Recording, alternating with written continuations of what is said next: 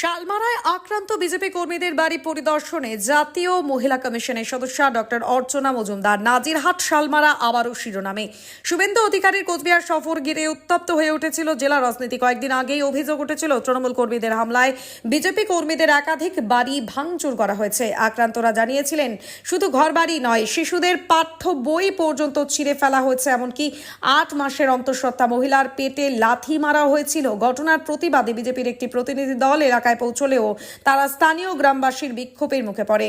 এই পরিস্থিতিতে সোমবার আক্রান্ত পঞ্চায়েতের সদস্যা জ্যোতিকা বর্মন, কর্মী মলিনা বর্মন, পূরবী বর্মনদের পরিবারগুলির পাশে দাঁড়াতে এলেন জাতীয় মহিলা কমিশনের সদস্য ডক্টর অর্চনা মজুমদার। তিনি বাড়ি বাড়ি ঘুরে ক্ষতিগ্রস্তদের খোঁজ খবর নেন এবং ক্ষতিপূরণের পাশাপাশি দোষীদের বিরুদ্ধে উপযুক্ত পদক্ষেপ নেওয়ার আশ্বাস দেন। আক্রান্তদের মধ্যে একজন অভিযোগ করে বলেন, আপনারা চলে গেলে এরা আমাদের মেরে ফেলবে, তাই অবিলম্বে পশ্চিমবঙ্গের রাষ্ট্রপতির শাসন জারি হওয়া দরকার। পরে জাতীয় মহিলা কমিশনের প্রতিনিধিরা সাহেবগঞ্জ থানায় গিয়ে পুলিশের সঙ্গেও কথা বলেন। কি বললেন আক্রান্তরা এবং ডক্টর অর্চনা মজুমদার, সেটি এখন সকলের কৌতূহলের কেন্দ্রবিন্দু।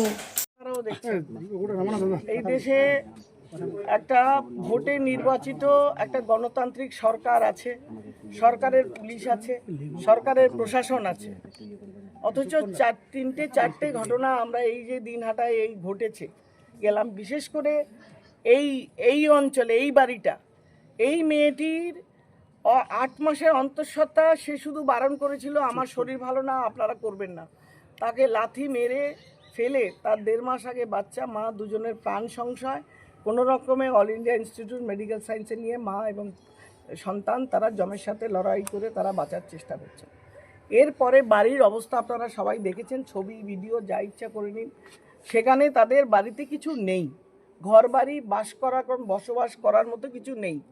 তাদের টাকা পয়সা, সম্পত্তি, সোনা গয়না, ভাতের হাঁড়ি সমস্ত চুরি হয়ে গেছে, লুটপাট হয়ে গেছে। দিনের আলোতে একদল গুন্ডা, শাসক দলের স্ট্যাম্প মারা গুন্ডা, তারা কিছু লোকজনকে হায়ার করে নিয়ে আসে এবং তারা এসে এখানে লুটপাট চালায়, মারধর চালায়, একটা ভয় আতঙ্কের পরিবেশ তৈরি করে।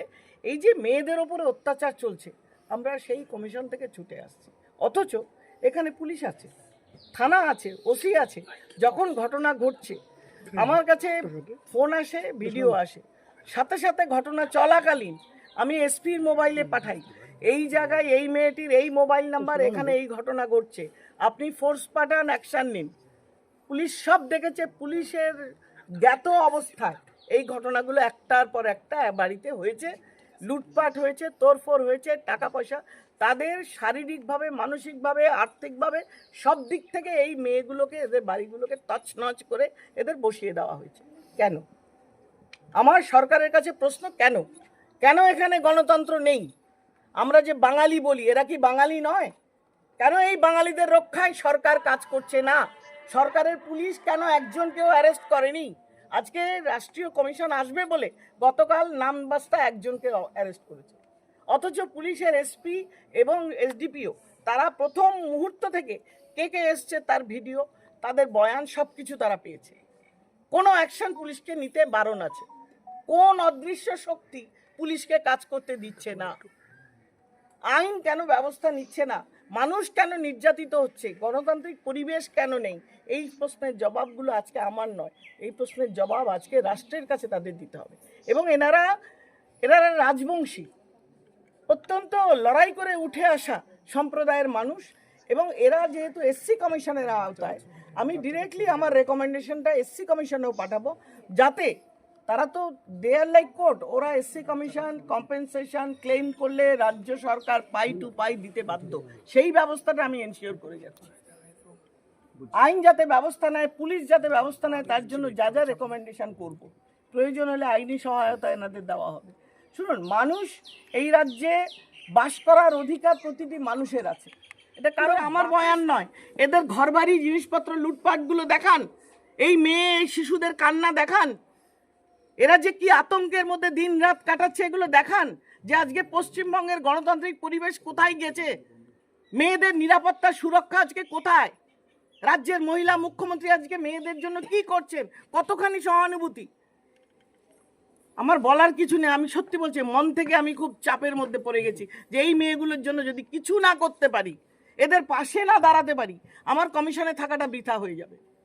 যে বারে বারে অভিযোগ উঠছে যে উত্তরবঙ্গ উন্নয়ন মন্ত্রী উদয়ন গুহ তার আশ্রিত আমি দুষ্কৃতী কোনো নেতা মন্ত্রীর নাম জানি না, আমি শুধু জানি এখানে অরাজকতা চলছে, মগের মুলুক চলছে, মেয়েদের ওপর অত্যাচার চলছে, সীমাহীন তাদের ওপরে অন্যায় হয়ে চলেছে, কোনো বিচার হচ্ছে না। আমি তাই সেটারই সুরাহা চাই।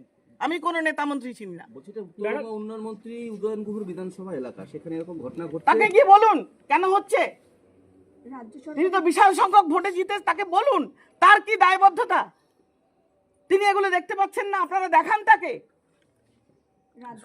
তার যদি মেমোরি লস হয়, সে যদি জায়গাগুলোকে না চিনতে পারে, তাকে চেনান। এগুলো মিডিয়ার দায়িত্ব, মিডিয়ার দায়িত্ব। আজকে গণ অভ্যুত্থান তোলা শাসনে থাকলে আমরা মারা পড়ে যাব। আমরা রাষ্ট্রপতি শাসন চাই, আমরা শুধু রাষ্ট্রপতি শাসন চাই। মমতার দুর্নীতি থেকে আমরা বাঁচতে চাই। এরা ভয় পাচ্ছে, আমি চলে গেলে, বেরিয়ে গেলে আবার এসে হুজ্জুতি করবে, আবার এসে গুন্ডামি করবে। কারণ পুলিশ প্রশাসনের উপরে আমাদের কোনো ভরসা নেই। আপনারা গেলেই হয়তো আমাদেরকে আরবার আসতে পারে মারতে। Don't look at me, look at them. This innocent face. Somehow they are surviving.